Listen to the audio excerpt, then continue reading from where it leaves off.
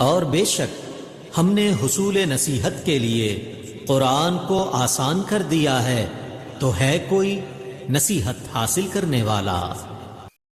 السلام علیکم ورحمۃ اللہ وبرکاتہ۔ کیسے ہیں آپ سب؟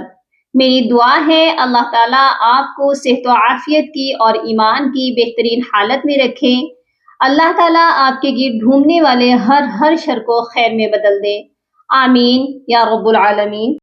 آج ہم قرآن پاک میں سورۃ البقرہ کے کچھ ایسے الفاظ ہیں جن کو پڑھتے ہوئے کچھ لوگ کنفیوز ہو جاتے ہیں کہ یہاں پر ان الفاظ کو کیسے پڑھا جائے گا۔ سب سے پہلے سورہ بقرہ کی آیت نمبر 258 میں اس والے ورڈ کو دیکھ لیجئے۔ کچھ لوگ اس کو پڑھتے ہیں قال انا احیی و امید۔ ایسے پڑھنا درست نہیں ہے۔ آج ہم اس لفظ کو پڑھنا سیکھیں گے کہ اس کو کیسے پڑھا جائے گا۔ اور اس سے نیکسٹ والی آیت میں آیت نمبر 259 میں ان الفاظ کو دیکھ لیجئے۔ یہاں پر بھی آپ دیکھیے میم کے ساتھ الف ہے، ٹھیک ہے۔ یہ الف پڑھا جائے گا یا نہیں پڑھا جائے گا، اس ورڈ کو کیسے پڑھا جائے گا، اس کو پڑھنا سیکھیں گے۔ اور اسی آیت میں تھوڑا سا آگے آ جائیے، سیم ورڈ ہے۔ اگر آپ کو یہ ورڈ پڑھنا آ گیا تو آپ آگے خود بخود اس کو ریڈ کر سکتے ہیں۔ آج ہم نے ان الفاظ میں یہ دیکھنا ہے کہ یہ الف پڑھا جائے گا یا نہیں پڑھا جائے گا۔ اگر پڑھا جائے گا تو کیسے پڑھا جائے گا، اور اگر نہیں پڑھا جائے گا تو کیوں نہیں پڑھا جائے گا، اس وجہ کو بھی معلوم کریں گے۔ تو چھوٹی سی ویڈیو ہے، شروع سے لے کر اینڈ تک ضرور واچ کریے گا۔ اگر آپ کو ویڈیو اچھی لگے تو ویڈیو کو لائک اور سبسکرائب کر دیجئے۔ اگر آپ چینل پر نئے ہیں تو بیل آئیکن کو لازمی کلک کر لیجئے تاکہ آنے والی ہر نئی ویڈیو آپ تک پہنچتی رہے۔ اور ثواب کی نیت سے صدقہ جاریہ سمجھ کر زیادہ سے زیادہ شیئر ضرور کیجئے گا تاکہ اور لوگ بھی فیض یاب ہو جائیں اور اس نیکی میں آپ کا حصہ بھی شامل ہو جائے۔ تو آئیے اپنا سبق شروع کرتے ہیں۔ اعوذ باللہ من الشیطان الرجیم، بسم اللہ الرحمن الرحیم۔ قال انا احیی و امید۔ اب آپ دیکھیے یہاں پر میں نے نون کے ساتھ جو الف ہے اس کو نہیں پڑھا، حمزہ زبر آ نون زبر نا، انا، صرف اس کو میں نے ایسے پڑھا ہے۔ نون کے ساتھ الف ہونے کے باوجود میں نے اس کو کھینچا نہیں ہے، کیونکہ ہم نے تجوید رول میں یہ پڑھا ہے کہ اگر الف سے پہلے زبر ہو تو وہ الف الف مدہ کہلاتا ہے، اور اسی کنفیوژن کی وجہ سے بہت سے لوگ اس کو الف مدہ سمجھتے ہیں اور اس کو کھینچ کر پڑھتے ہیں۔ تو آج میں آپ کو اس ورڈ کے بارے میں بتا دوں کہ آپ کو قرآن پاک میں یہ ورڈ جگہ جگہ نظر آئے گا، جیسا کہ آپ نے سورہ کافرون میں بھی پڑھا ہے وَلَا أَنَا عَابِدٌ مَا عَبَدتُّمْ۔ یہاں پر بھی آپ دیکھیے سیم ورڈ ہے انا، اور یہ انا کس سے لکھا گیا ہے؟ حمزۃ الوصل سے، یعنی کہ وہ الف جس کے اوپر زبر زیر پیش لگ جائے تو وہ حمزۃ الوصل بن جاتا ہے، الف نہیں رہتا۔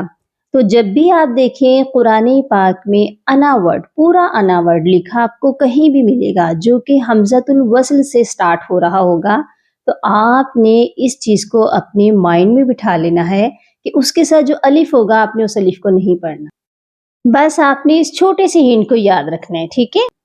اگر انا ورڈ حمزۃ الوصل سے لکھا ہوگا، بعض جگہ جا انا لکھا ہوتا ہے جو کہ حمزہ سے لکھا ہوگا، جیسے کہ سورہ ملک میں لکھا ہوا ہے جا انا نذیر، ہم اس کو کھینچ کر پڑھ رہے ہیں، وہ بھی انا ہے لیکن وہ کون سے حمزہ سے ہے؟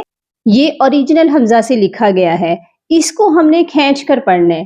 لیکن اگر یہ الف والے حمزہ سے ہوگا انا، آپ نے اس کو کھینچنا نہیں ہے۔ قرآن پاک میں جہاں پر بھی ہوگا بس آپ نے یہ چھوٹی سی نشانی یاد رکھنی ہے، پورا ورڈ حمزہ زبر آ نون الف زبر نا لکھا ہوگا لیکن آپ نے اس کو کھینچنا نہیں ہے، ٹھیک ہے۔ تو یہ کیسے پڑھا جائے گا، میرے ساتھ آپ بھی دہرائیے۔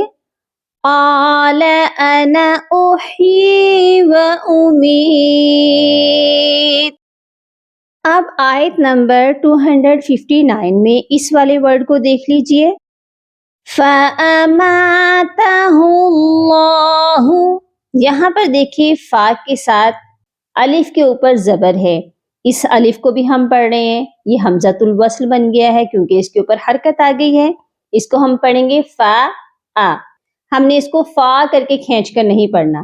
میم کے ساتھ دیکھیں میم الف زبر ما، ہم اس کو کھینچ رہے ہیں کیونکہ میم کے ساتھ جو ہے وہ الف ہے لیکن فا کے ساتھ الف نہیں ہے، فا کے ساتھ حمزہ ہے، ٹھیک ہے، اس کو ہم الگ پڑھیں گے، فا کو ہم الگ پڑھیں گے، حمزہ کو الگ پڑھیں گے۔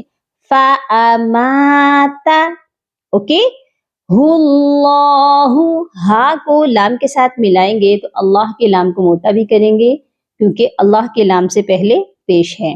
اچھا اس ورڈ کو دیکھیے، میم زیر می، حمزہ زبر آ، می آ، یہاں پر بھی یہ الف نہیں پڑھا جائے گا۔ کیوں نہیں پڑھا جائے گا؟ ہم نے جو ہے اس الف کا کیا رول پڑھا ہے کہ اگر الف سے پہلے زبر ہو تو الف الف مدہ کہلاتا ہے۔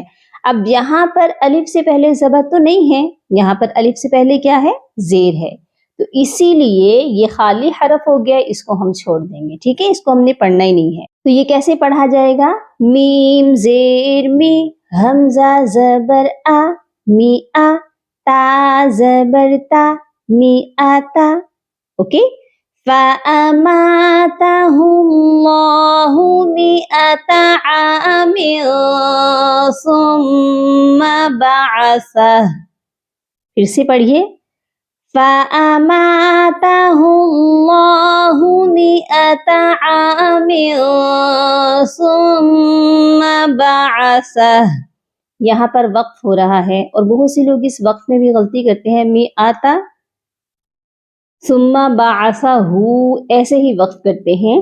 جب بھی ہم وقف کریں اور اینڈ پر گول والی ہا ہو تو آپ نے ہا کو ساکن کرنا ہے، یہاں پر ہم ہا کے اوپر جو پیش ہے اس کو نہیں پڑھیں گے، یہ پڑھا جائے گا ثم بعثہ، ٹھیک ہے۔ یہ جو چھوٹے چھوٹے رول ہیں اگر ہم اپنے مائنڈ میں بٹھا لیں، ہمیں کیسا بھی قرآن پاک مل جائے تو ہم ان کو بڑی ہی آسانی سے پڑھ سکتے ہیں، ٹھیک ہے۔ اب اس والے ورڈ میں دیکھیے سیم وہی رول ہے، اگر آپ دیکھیں کہ یہاں پر بھی الف سے پہلے زیر ہے، اگر زبر ہوتا تو ہم اس کو پڑھ لیتے، اب یہاں پر الف سے پہلے زیر ہے اس لیے ہم نے اس الف کو بھی نہیں پڑھنا۔ یہ کیسے پڑھا جائے گا؟ قال بل لبثت مئة عام فانظر إلى طعامك، ایک چیز اور دیکھ لیجئے، قال بل لبثت، یہاں پر بھی دو لام ہیں، آپ نے ساکن والے حرف کو نہیں پڑھنا، ساکن والے لام کو نہیں پڑھنا، کیوں؟ کیونکہ جب بھی ساکن اور مشدد حرف اکٹھے آئیں آپ نے ساکن والے کو چھوڑ دینا ہے اور حرکت والے حرف کو مشدد حرف کے ساتھ آپ نے جوائن کر دینا ہے۔ تو یہ کیسے پڑھا جائے گا؟ قال بل لبثت مئة عام فانظر إلى طعامك وشرابك لم يتسنه، ٹھیک ہے، یہاں پر بھی دیکھیے ہاں آلریڈی ساکن ہے تو ہم نے یہاں پر اس کو ساکن ہی رکھنا ہے، لم يتسنه، کلیئر ہو گیا؟ امید ہے آپ کو آج کا لیسن بہت اچھے سے سمجھ آ چکا ہوگا، اپنی دعاؤں میں یاد رکھیے گا اور اپنا بہت سارا خیال رکھیے گا، فی امان اللہ۔